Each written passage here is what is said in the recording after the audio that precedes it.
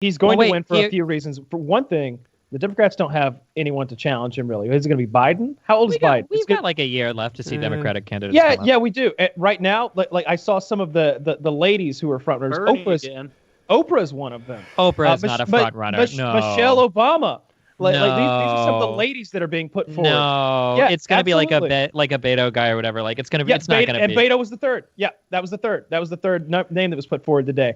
I think they might have good luck with like Tulsi Gabbard or Kamala Harris. Oh, there's a difference. Yeah, put Tulsi in there. That'll go well. Bernie Sanders is still going to be in this mix. Bernie is still going to be playing. What do you call it? He's still going to be like muddying the waters for the Democrats and pulling them far more left than they want to be. While Trump is up there able to say anything and everything he wants. I agree with Woody, and people will just believe it. Trump's going to win. He's going to. Unless they find him guilty of a crime and actually impeach him, or they prove that he somehow, even if they don't impeach him, but they prove that he did something really dirty with the Russians. Like that's the only way he doesn't become president in 2020. I feel like people forget this, but Trump. So early to tell. Trump barely won in 2016. Now, a lot of people like to, I don't know, think that it was unprecedented or uncalled for. He had like a 25-30% chance of winning an election. He barely won, and he won it against the worst Democratic candidate possible.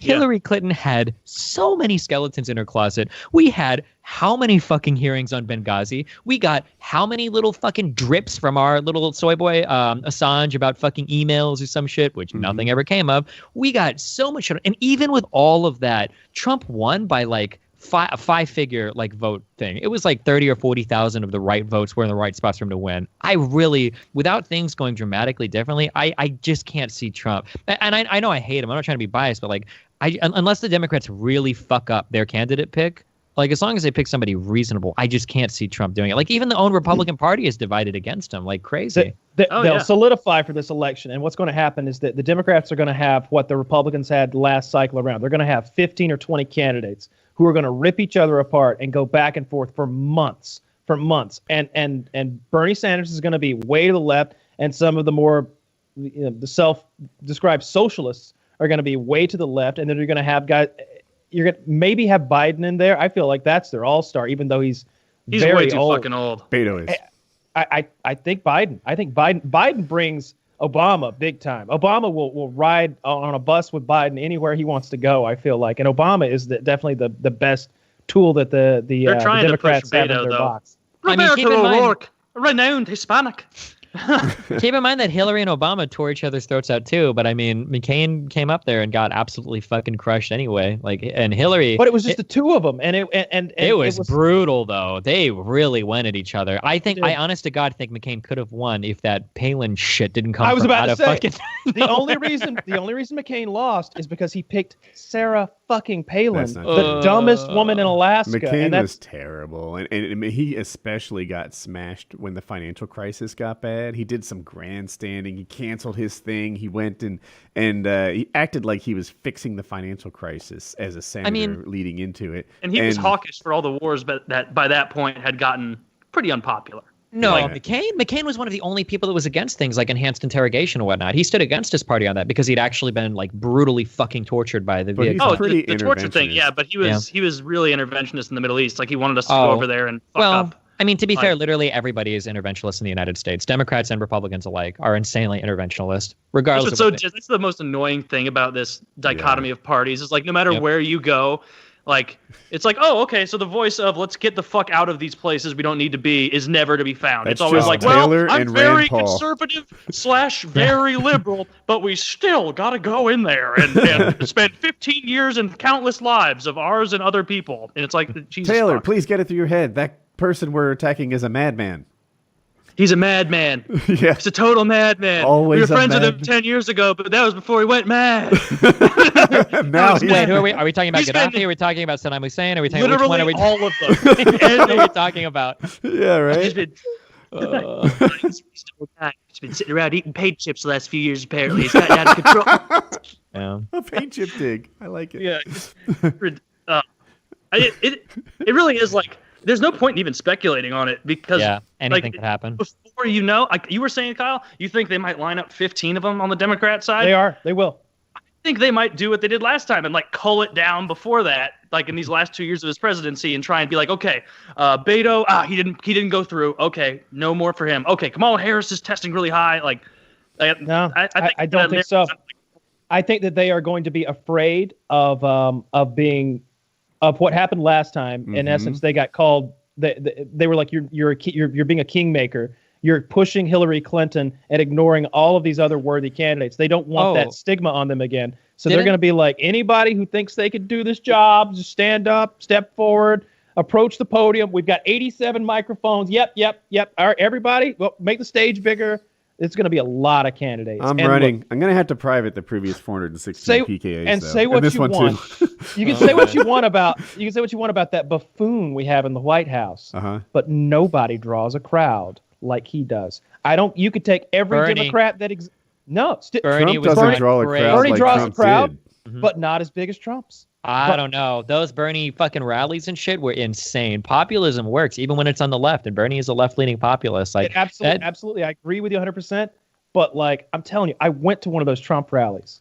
It's ridiculous. It's ridiculous. The people not anymore. It's not like it was. It absolutely is. You're going to see these. I would never go to one because it seems like a waste to go to any political thing. But these things are enormous. Even the ones he just had for the congressional election cycle, he was putting 10,000 people in a building and then thousands more outside watching on jumbotrons just because he's in Kansas and Indiana and like boondock nowhere. Like I'm telling you, Hickory, North Carolina. Do you even know where that is? I've been there. I have too once, and there were thousands of us in that auditorium. There were thousands more outside. There were 30 protesters there. Obama filled 80,000 person stadiums. When? To be fair, he was the first black president too, right? That was like a historic. There was also a football game. Now that's what I'm gonna do. I'm gonna go to like Michigan State and just like make all of my campaign like posters their team colors and like green screen myself into. You're probably wondering why I asked you all to come here. Welcome to Super Bowl 52. I'm like waiting to make points. It's like, and that's why we're gonna put this country. Oh, they got stopped at the 1? I'll tell you in a minute. Okay. We're going to put this country back to work. Donald Trump drew a crowd of 57 million last night for his first campaign rally at Super Bowl 52. Now, what I actually think is going to sink Trump, and this is just timing guessing, is the economy will be hard to call good, right? Already the stock market kind of sucks. It's down this year. Flat, but down. But the employment numbers. He's not going to be getting 150,000 jobs a month, 250,000 jobs a month in 2019 and 20, and it won't be his fault. But that's the only thing he has going for him. Yeah, we're like at the peak. Yeah. Like we're overdue. Yeah. So.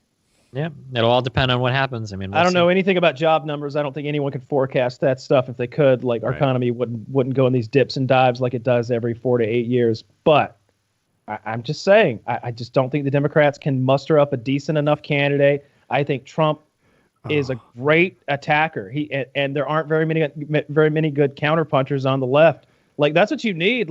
And you have to counterpunch, but not hit it. He's like a tar baby, right? You hit him too hard, you get shit.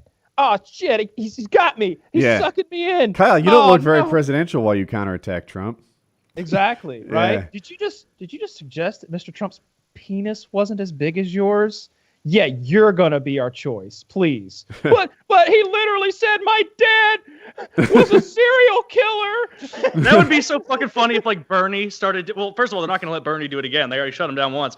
But like if he came out there and like sank to Trump's level and like started bragging about his dick, Bernie's like, actually, even though I am in favor of redistribution, if we could redistribute my cock to all the rest of you and up the average. That's how much meat I'm working with here. That's why I ride the bus. There's not enough room. My cock's just hanging out. Everything. I don't have a stiff leg. I'm a healthy New York Jew, Vermont Jew. But this cock, my God. All of the Trump tweets work like campaigning against him. Like the ads write themselves. The challenge with it though is that he doesn't get penalized for lying, and I feel like liberal is on this side. Like they conservatives just make up random bullshit, and then it's on the liberal to like run to Wikipedia or fact check it or Google it or whatever. And that happens. And it's shit too. It feels bad. Even when you come in with facts. I watched at Politicon. Do you know who Charlie Kirk is? No. Charlie Kirk debated a guy called Sam Cedar. I think Sam Cedar is a very intelligent guy. I enjoy watching him. I think Charlie Kirk is a massive piece of shit. One of the big people behind like the PragerU website. I don't know if you've ever seen this god awful fucking website. But like Sam Cedar, has facts, and he's like, like you talk about the stock market making gains. Well, 86% of the stock market is owned by wealthy people in the United States. This is known. And Charlie Kirk turns to him and he's like, well, actually, the reason why it seems like 86% is owned by the wealthiest is because they're actually managing that as like 401ks and pensions for everybody else. And it's like, I know the study of this comes, but that's not true. That's just totally fucking fake. But Sam Cedar's kind of there like scratching his head and he's like, well, fuck, I thought I had this fact. And Charlie Kirk just totally dismantles it and with something that's totally not true. And it's like, what the fuck? This is so painful to watch. Happens all the time. I was watching Pelosi and Schumer. Like Trump is out there. He's got a card with all these stats on how amazing this border is holding up or something. Then he's saying we need to do more border, which kind of countered his own argument. And then he goes on there and he was bragging about the Senate and something else. I just lost it. But they were just like what you're saying. Like you came here, and the things you're saying don't pass fact check. Yeah, and, like not even basic fact. It's not like a complicated thing, but you're just like telling basic lies. Like I had one of the largest electoral wins like of any Republican. And I was like, no, but you didn't. We can all look this up. Like it's not. It's frustrating that like being inaccurate has no penalty for Trump. And whoever runs against him is going to have to somehow solve that puzzle if they want to win. It's really painful if you look up like I always challenge this because obviously when I talk about this I get a lot of angry Trump fans in my chat. I always say like, can you guys link me a single video where Trump is talking and he sounds actually intelligent and well informed on the issue he's talking about? No one has been able to do this. No. And I always go back and it's like you look I can at forward you 1,000 videos of him being hilarious. Yeah, unintentionally usually. But yeah.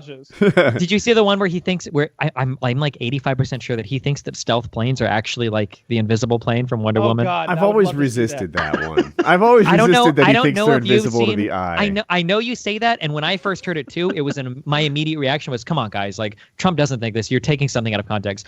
But man, when you watch the videos and he's like, our planes can be right by these other guys and they can't see them because they're invisible. I'm like, I don't actually know. I can't tell if he's trolling or not. Like, I don't know what he thinks. My wife dislikes Trump, and she gets frustrated by like every issue of the day. And I'm always like, no, save your outrage for the important ones. The ones where he's actually doing something that matters to America.